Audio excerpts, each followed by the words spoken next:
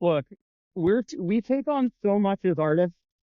We got to be, booking agents. We got to be salespeople.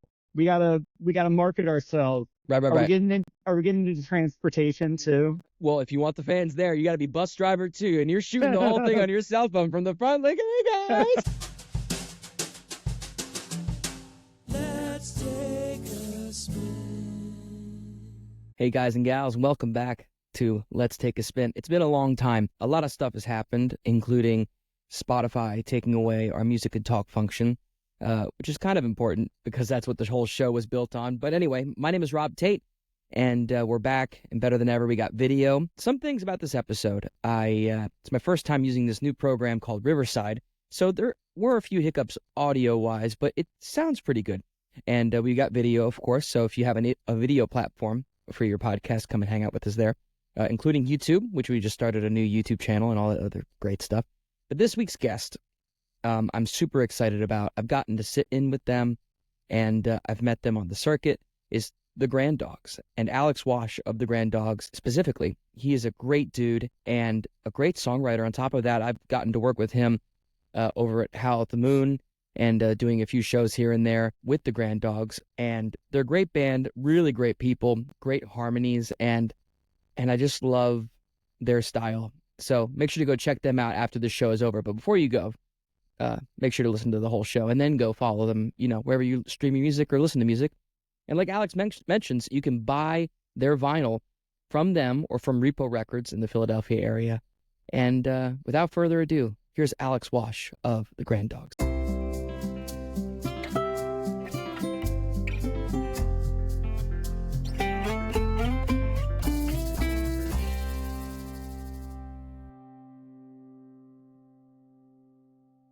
All right, we got Alex Wash. What's going on, buddy? Not much, Rob. Yeah, we got Alex Wash from the Grand Dogs, and you're the first guest on Let's Take a Spin since we've taken a hiatus and trying to figure out what the podcast is. So I'm honored that you're here. Well, I'm honored that you have me. Yeah, of course. Hey, how's your summer been? It has been pure chaos, Rob Tait. Give me a layout. What's going on? Well, so the main racket is dueling pianos, and my dueling piano bar of 13 years closed. Yeah. Oh, Howl at the Moon in Philly closed. That's right. Howl at the Moon in Philly. So I am just trying to recreate that income in aggregate the best I can, by music lessons and like picking up piano gigs here and there. And of course, the sweet, sweet PA unemployment. I mean, they hook you up when they can, right? They sure can. But you know what's funny? You've been a part of Howl at the Moon for so long. And I wanted to ask this question because I sat in with you in AC a few times this year for Howl at the Moon. What effect does playing a dueling piano bar have on your writing itself? Like, you're in the band Grand Dogs. You put out a record this year. Like, how much do these covers night after night after night affect your songwriting in this band? Well, I think the one tangible way it helped a lot is I have the natural tendency to be very precious over my music, and making everything want to be just so. If you're playing, 6-7 hours worth of covers every night, you tend to be less precious with those songs, and that kind of like opens you up to be in the moment a little more. And you have to be okay with collaborating with people that you haven't rehearsed with, like yourself, Rob. So I think it added longevity to my songwriting career. I think so. When you play the hits night after night after night, you're gonna soak some of that in.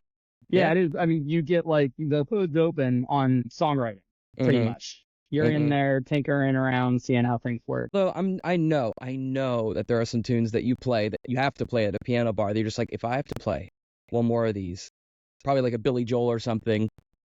Even though Billy Joel's great, it's like one of the greatest songwriters of our time. Like, what's the one song that you play at these piano bars that you're like, if I have to play this one more time? Rob, for a lot of like some songs are just physically not fun to play. Some songs it's just harder for me to drop into. Like Billy Joel, for example, is fun to play. A piano dude wrote it. He's a good it's singer. made for the piano. Right. Yeah, the range matches up pretty well with mine and stuff.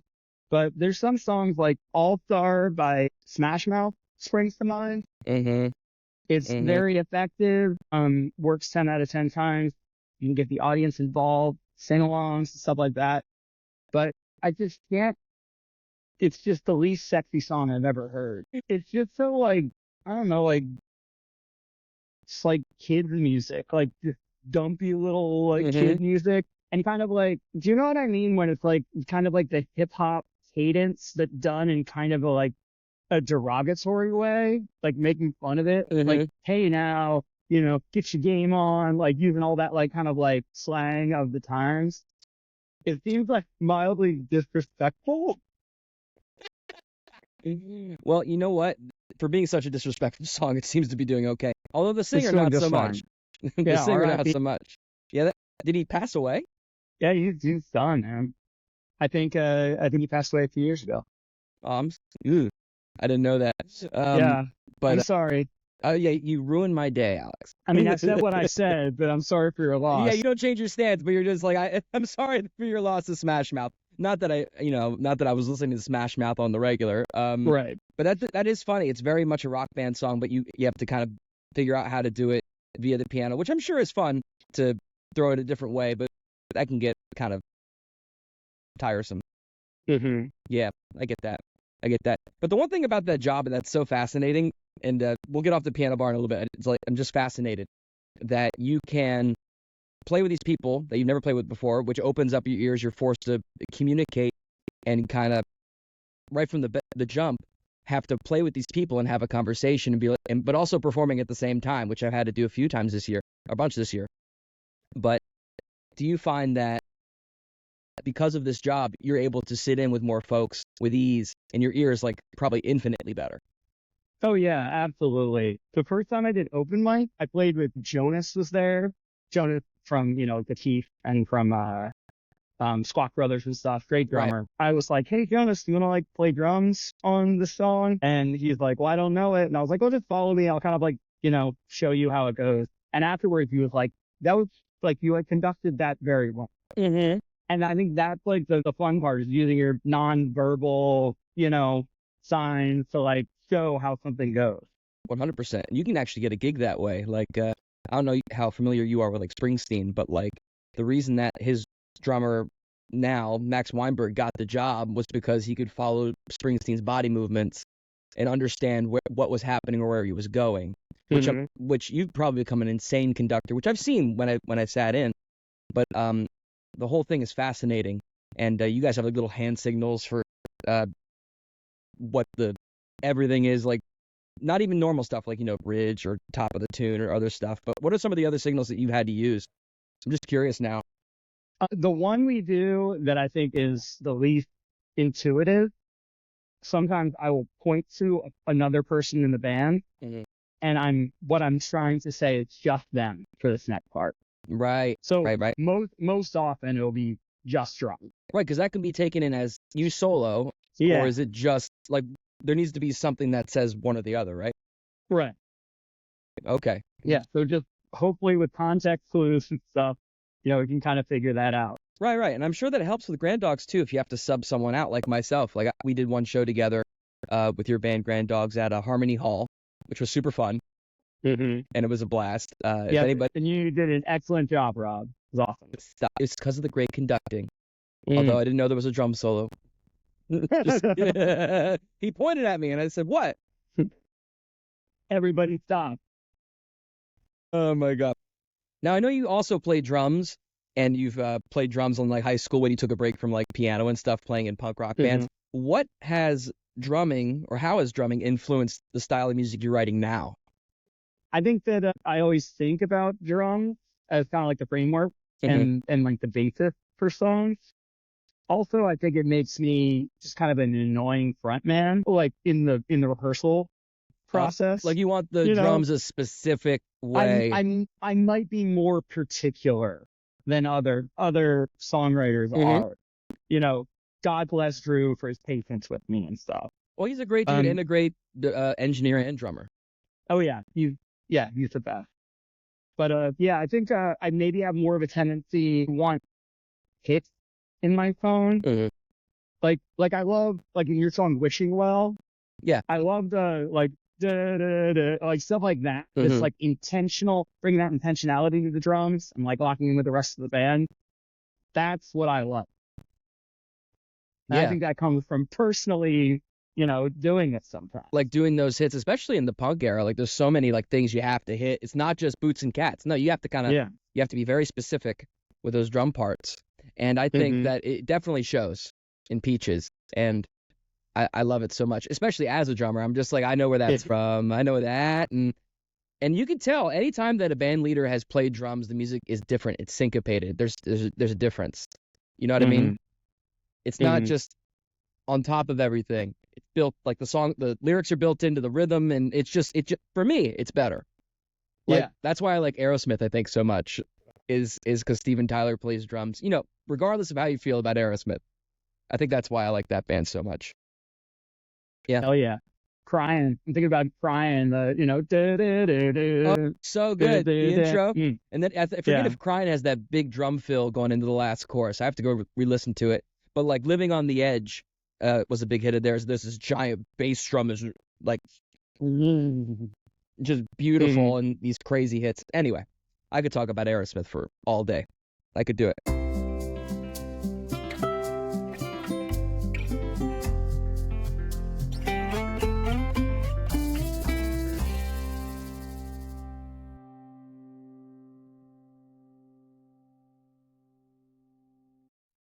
All right, we'll be right back with the podcast in like 2 seconds.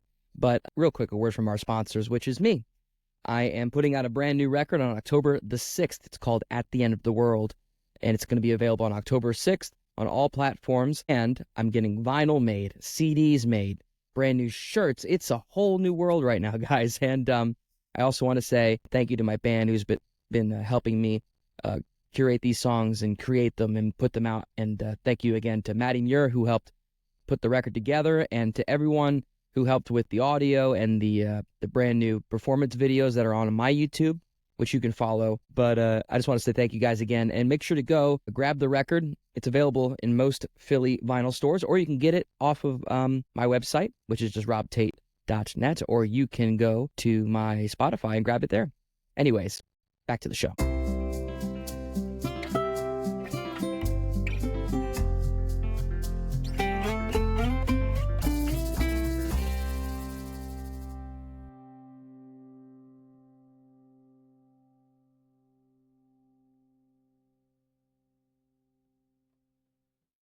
You released a record this year called Peaches with your band, and I really loved it. I knew the singles, but you sent me the whole record when I played with you guys, and it sounds fantastic.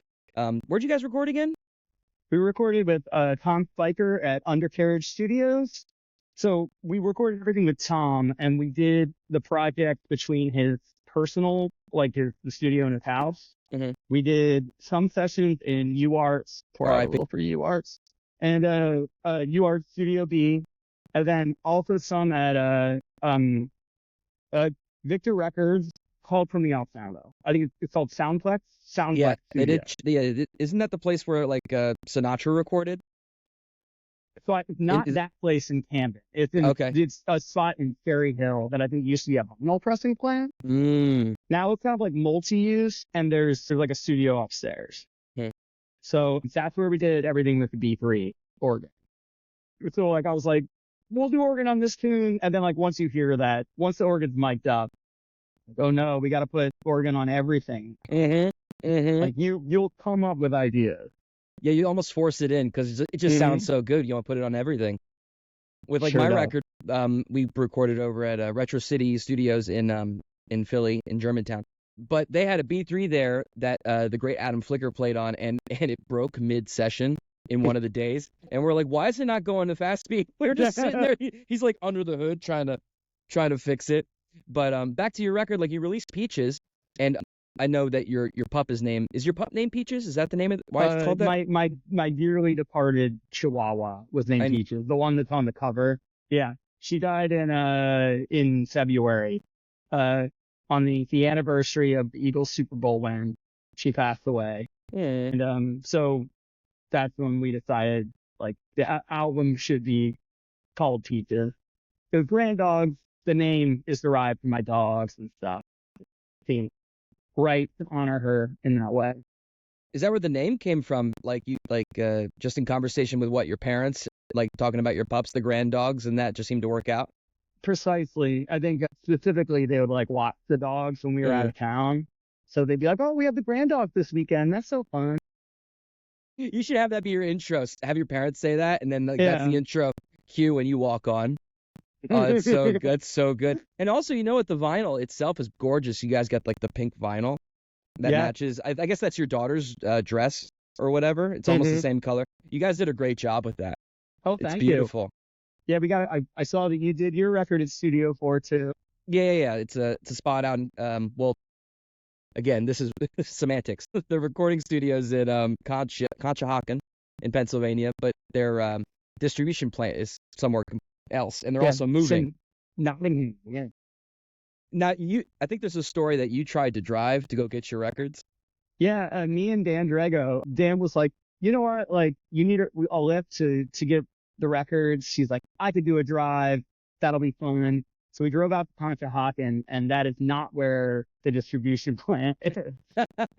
It's like 2 hours away in Nottingham, PA.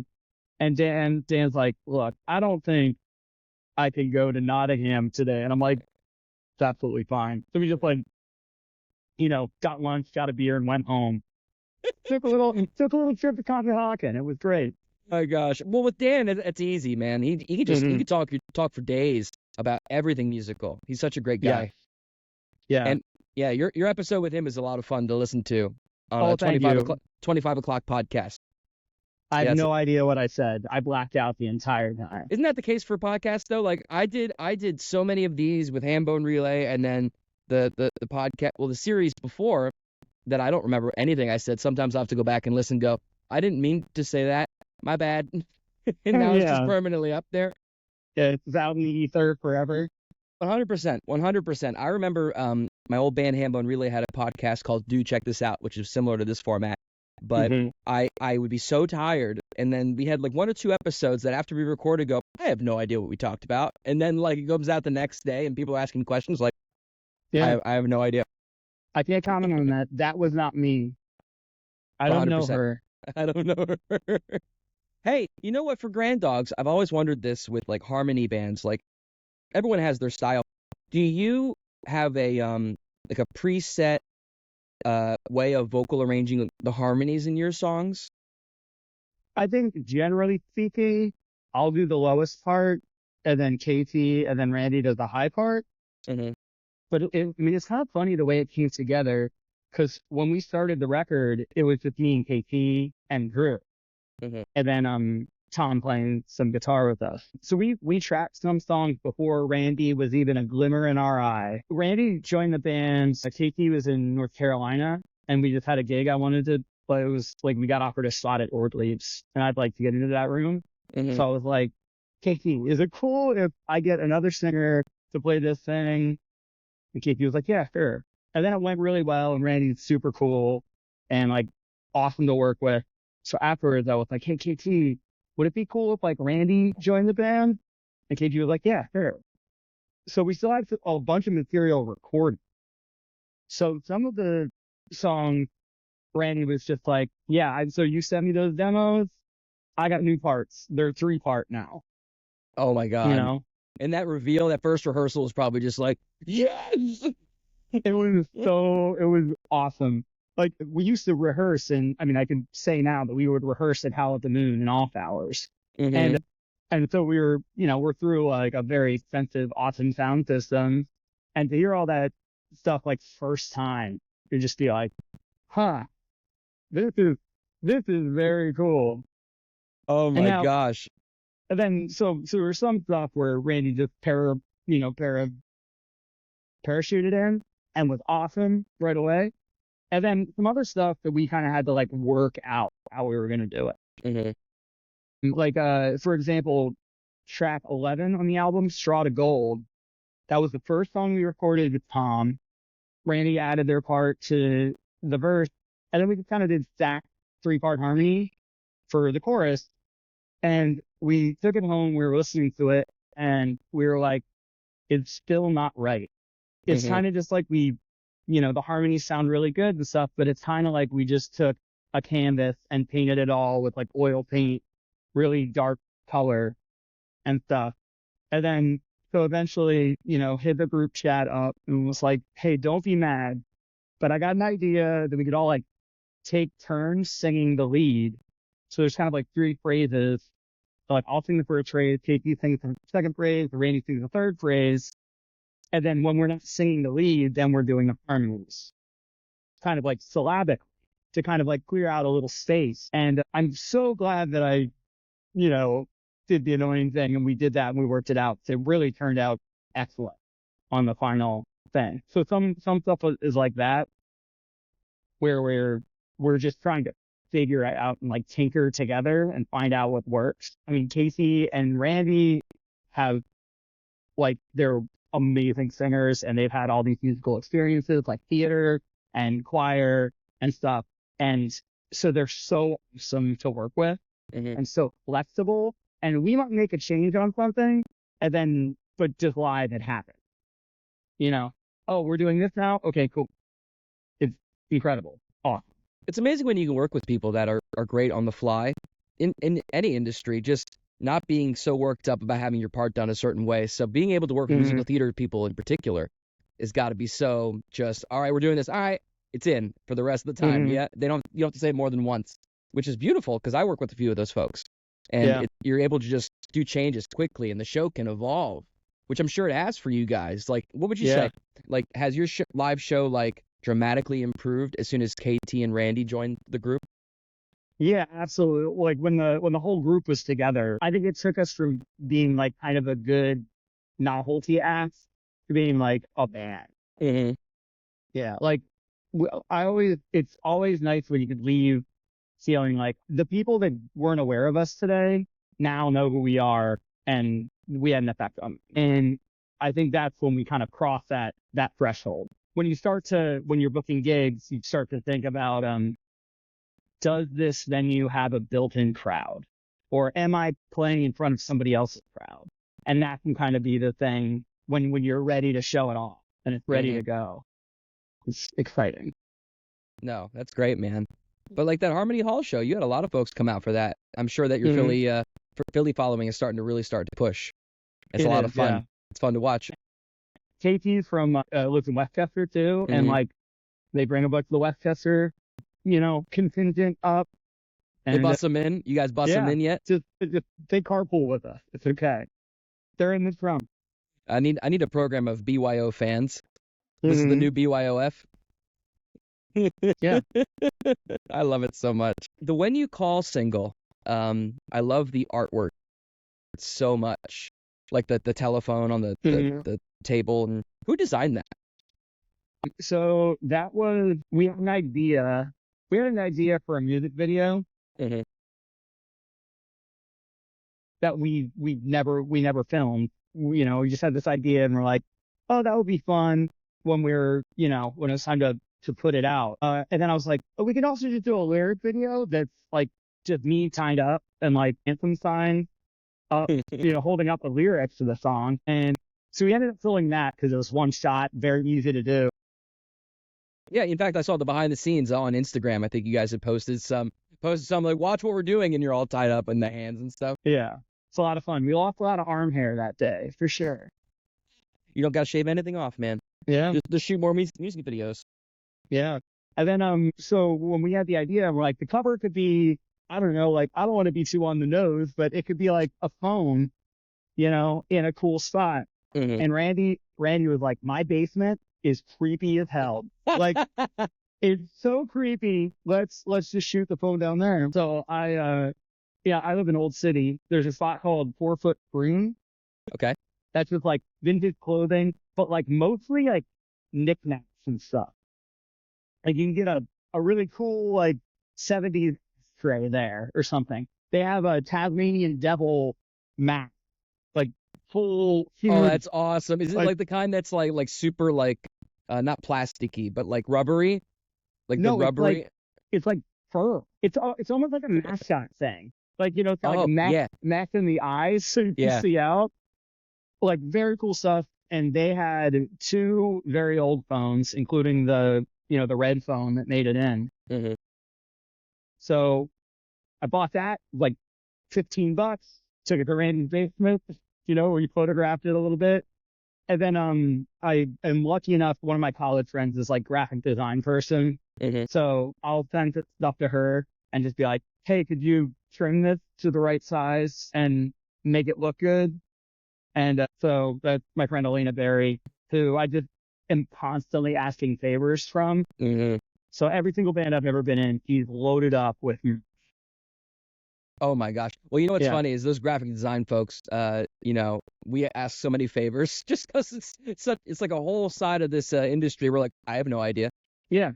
Like I'm working with a young woman named Lisa Latito, who designed all my covers and stuff, and just hearing her talk about, oh yeah, well this text should go here, and so that people are looking at it the right way with the right color. I'm like, I played the drums on the record and wrote the songs. I'm sorry, I don't know what any of this is, but I learned a lot, and I'm sure you have as well from the graphic design side. I'm normally just mixing it up in Canva, like doing my best. You're like, what templates can I use or extort? Yes, please. Yeah. Did I use this one before? Well, Mike V from FCN realized.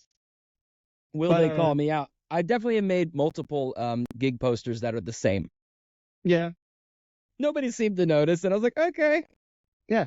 Nobody it's cares. Fine. It's just got to look like something. It does, just as long as it gets the info out. In fact, you know what I always think of when that stuff that's like kind of mundane and you think like is really important. Like, you ever see Jurassic Park? Yeah. The intro with the character or the guy that plays Newman, I can never remember his name. He's like, oh, no one cares. Yeah. He's talking about the guy at the table. Oh, it's Dachshund. Dachshund's here. Yeah. No one cares. No one cares. Yeah. I feel like we're at the beginnings of this music career. It's kind of like that. It's like, Rob is here. No one cares. Yeah. See? I know you guys have a show coming up in the fall. Where's that at? Okay, we're playing in Fort Leeds on September 9th. It's a Sunday for football fans. It occurs after the Eagles play. Oh my gosh, that's funny. That's so funny. You know what's great about Billy is if people are coming out or not based on the Eagles schedule. It's like, I accidentally booked in on Eagles Dallas. Some of it. Yeah, no one's coming to this. Like I'm releasing my record in October, and I swear to God I lucked out. October 6th, there is no Eagles football game. It's a bye week. But you guys have it better. You could do like a watch the Eagles game and bus everyone down to the show. Like have them be all in one place and then go right over. That's perfect. That'd be great. You get them all liquored up first? Yeah. Send them to the show. Yeah, and then teaching the songs at the bar, so they scream it at the show, get someone to video it. It's perfect. That's it. I stand by this. I feel like that needs to be normalized, like band bus. Somebody has like a band bus, and they can just bring the fans to wherever they got to go. Look, we take on so much as artists. We got to be, booking agents. We got to be salespeople. We gotta market ourselves. Right. Are we getting into transportation too? Well, if you want the fans there, you got to be bus driver too, and you're shooting the whole thing on your cell phone from the front, like, hey guys. You need a bus driver's license. You need to know how to do graphic design. You need to know how to post on social media. Yeah. Good old social media. Speaking of, I saw Lake Street Dive the other night, and the lead singer, of course I'm blanking on her name, pointed out, have you seen a lot of these videos of cortisol? Like your cortisol is high? Like, I'll tell you how to get rid of it. DM me or say this word in the post. And the singer leans in and goes, so don't talk to these people. It's amazing. I don't know if you've seen that at all. I've not seen that. I saw one post that said something about cortisol levels if you don't get 8 hours of sleep or something. Oh yeah, gets super high. Oh my gosh. Oh, do you have any new songs that you're working on for that show in the fall? For that show in the fall, probably going to be all songs off Teach's. Okay. We are busy right now learning Chapel Roan songs for our show. We're playing upstairs at the Khyber on October 19th for our Halloween show, and we're all going to be going as Chapel Roan. It's going to be an all Chapel Roan set. Oh my gosh. We're also playing with Green Day, Talking Heads, and Paramore. So it's going to be a lot of fun. I love that so much. You're probably the first Chapel Roan cover band that I can We think could of. be. But you know what's funny? I play in some wedding bands, like some groups and stuff. And we were having a discussion, and I want to hear your input on this. There really hasn't been a wedding band classic since Bruno Mars' 24 Karat Magic. What do you think? I think Hot to Go could be a classic. Right. In terms of like the line dance and stuff. But yeah, I was gonna say Uptown Funk is the last like one that can't miss, and that's before 24 Karat. Oh, you're right. Maybe it's Uptown Yeah. Funk that is the last hit that was kind of added. Yeah, But yeah, like 24 Karat Magic like, had its moment, but I don't know if it has the staying power of Uptown Funk. true. But it's all Mark Ronson now. Every wedding band or cover band is Yeah. just all Mark Ronson songs. But I was telling him, I'm like, watch out, Sabrina Carpenter's next. You're gonna learn every Sabrina Carpenter, well, the hits, and then the Chapel Roan. Is it Rowan? Is her last name? It's so Or Roan? the stage name is Chapel Roan. Right, but I just want to make sure I'm saying it right. Pronunciation. Yeah, I'm old- Roan, like I don't know, Roan, Rome, like Sown. I got Yeah. you. I'm old manning right now, but I love the record and I love it so much. Where can people buy the record? Well, currently you can buy the record at Repo Records. We have a few copies there. Mhm. You can also go to our Bandcamp, which is granddog.bandcamp.com, or just shoot us a DM. You know, we can do it on that level for Mhm. local pickup. We can meet on a street corner somewhere. Yeah. Speaking of records, do you have a favorite record store? And what constitutes a great record store? I think my favorite place is Repo Records. Mhm. It's in walking distance of my house. And also they have like a bunch of quirky t-shirts and stuff. So That's you awesome. can actually, it can be like a destination to go there, just like look at all the records and like look at the t-shirts and just kind of have like a organic musical experience. And also, you know, like me and my 15-year-old daughter go there a lot. So That's awesome. I can be like, have you heard this record? You know, and we can kind of like start conversations that way. The last time we were there, I was digging through the t-shirts. And do you know the band Choking Victim? I don't know. They're a band I listened to when I was like a little skateboarding punk. Their genre is called crack rock steady. Mhm. So it's all like their vibe is we are squatters that smoke crack and we do hardcore / ska music. Right. And so I had the record when I was a little kid and very like iconic, called No Gods, No Managers. There's a bunch of like, you know, Christian imagery and a bunch of like pentagrams and upside down crosses and stuff. And so we were digging through the t-shirts and there was a Choking Victim No Gods, No Managers shirt. And Oh, so wow. I'm telling Lux all about it. Oh yeah, I had this record as a kid. My mom found it. She threw it out. And then I bought it again. She found it, threw it out again. And I was like, should I buy this? And she just goes, Dad, you should buy it. It'll make you happy. Oh, that's adorable. I like your daughter already. That's awesome. Yeah, she's cool as hell. She gets me cool records and stuff. What has she suggested? Well, she got me into Beach Bunny, Mm-hmm. Cave Town. I don't You know ever heard of Cave Cave Town? No. Cave Town, a lot of Oh, like Cape Town. Cave, like Cave Oh, okay. Town. Yeah. A lot of like very intimate, like ukulele songs. My favorite one of their songs is kind of like an outlier for them. It's called Devil Town. And it's like kind of like a punk rock song, like a double time punk rock song. Just really cool. Yeah. I mean, we got into Billie Eilish together a lot. Oh, that's You know, adorable. we Like, you guys listened like to the new Billie record? Oh yeah. Really good. I haven't dove into it yet. I know the one from previously.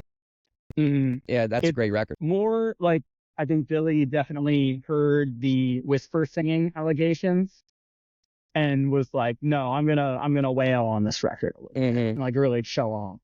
Production's cool. It's different. I think When We All Fall Asleep, Where Do We Go? That's kind of like my personal fave. Mm-hmm. But I really like this new direction that she's going in. It's kind I of did- like exploring, breaking the hinges off of the bedroom pop doors a little bit. 100%. My wife got me super obsessed with the song "Could You See Me in a Crown." Mhm. Like, it's an older song, but I was No. just like, "What the is this?" And it's about the character in, my God, Sherlock.